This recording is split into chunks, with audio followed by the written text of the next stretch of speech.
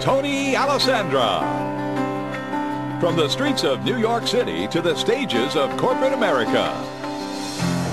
You know that old saying, when in Rome, do as the Romans? That is adaptability. Now, we accept that. We understand it. We embrace it when it comes to understanding international culture.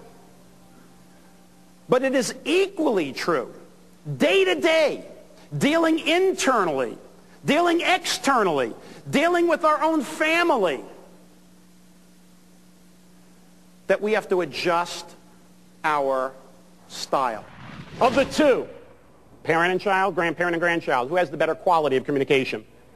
The grandparent and grandchild. Now why? The cynics say it's because the grandparent and grandchild share a common enemy.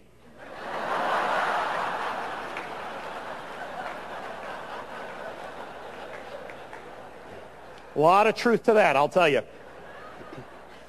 But if you really look closely, you will find that typically when the parent talks to the child, the parent tries to get the child up to the parent's level, whereas the grandparent does what? Goes down to the grandchild's level, physically, eye to eye, psychologically, emotionally. We call that adaptability. I will tell you this.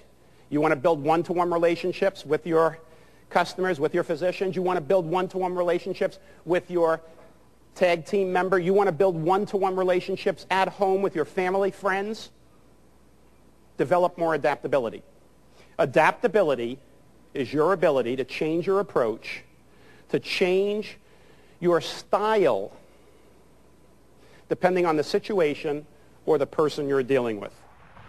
4 basic patterns. Directors, bottom line, no nonsense, get to the point, great administrators, delegators, but not very good listeners. Of all 4 styles, they are the worst listeners. Let me repeat that for them. Of all 4 styles, directors are the worst listeners, but there's a reason. They don't have time, and they already know the answer. Why listen? Thinkers are the great planners, problem solvers, organizers. They're great at creating systems. They're highly inventive, and they're very intellectual people. So if you want something done right, you give it to a thinker. Now, if you want it done on time, think again. Because they tend to procrastinate getting what? Finished. Because it has to be what? Perfect. Relators. They seek harmony. Close personal one-to-one relationships. They are the great team players, loyal, reliable, incredible listeners. They're the glue that holds a team or a relationship together. But I'll tell you what they don't like, conflict. They don't like to rock the boat. And as a result, they tend to go along with things. And it's very easy to hurt their feelings. But I'll tell you this, when you hurt their feelings even a little, they won't show it, you won't know it. But when they get out of your sight, the relator pulls out their little book, turns to the page with your name on it, and adds a check mark.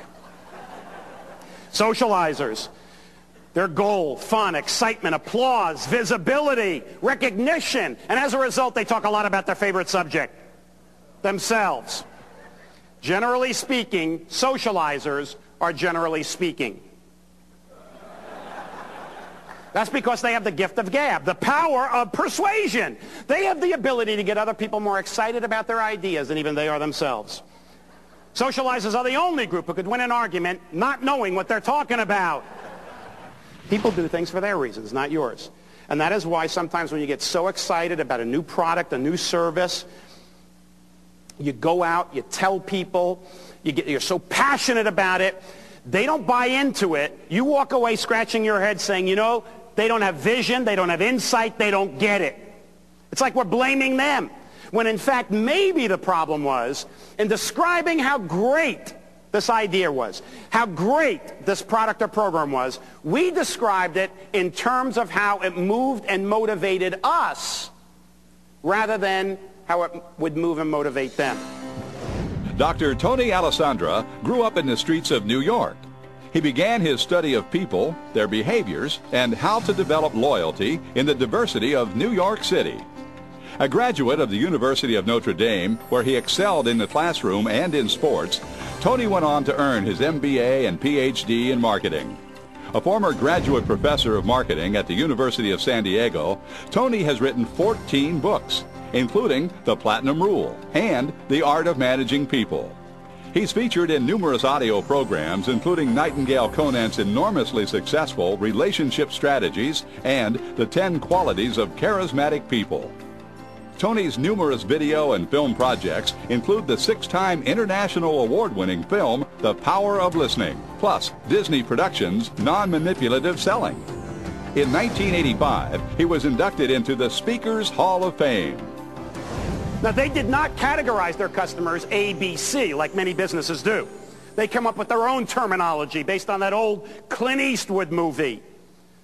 The good, the bad, and the ugly. The good, they wanted to keep and nurture. The bad, they wanted to keep but grow. The ugly, they basically didn't want anything to do with. They were losing money. What they did is they went to the money-losing customers and initially tried to change the nature of the relationship to make the relationship more profitable. Those that were unwilling, those customers, unwilling to change the nature of the relationship, whereby they would still stay unprofitable, they literally cut them loose, which gave them more time, more energy, more money, more focus on their best top clients. But the key is, in order to exceed a customer's expectations, you actually have to do 3 things first. Number 1, you need to identify the customer's expectations, because a customer's expectations differs from customer A, B, C, D. If we're talking about being client-centered, focusing on their needs, their goals, their value, their expectations, it differs from one client to another. We need to know what those are. So we have to identify it. We need to make sure that we understand, identify the expectations, manage them so they're not too high. Because as good as we are, if expectations are too high, even SunTrust can't meet them. Third, we need to monitor them. Somebody mentioned before me, inspect what you expect.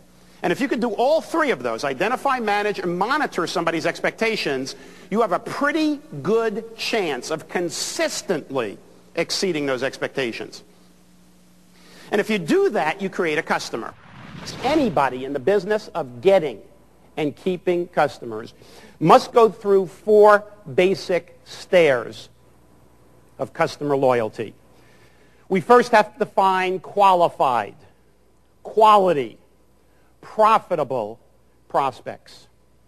And we do that through mastering good marketing skills. Then through our selling skills, we have to convert the prospect into a sale. And then and only then do we create a customer. See, I believe it's very easy to make sales. All you have to do is overpromise and underdeliver. Anybody can sell anything once. Try to sell it a second time or a third time. Now you have to perform. You have to deliver. You have to exceed that customer's expectations. And ultimately, what we want to do, if we're talking about customer loyalty to the extreme, what we need to do is create apostles. And we do that through our relationship skills. Tony has actively engaged audiences from a who's who's list of international organizations. I've heard Tony speak 3 times, and I enjoy him more each time. He's humorous, insightful, and interesting. Tony is outstanding. He achieved total audience participation. Everyone learned while having fun. A home run. This should be the guiding philosophy of your relationship.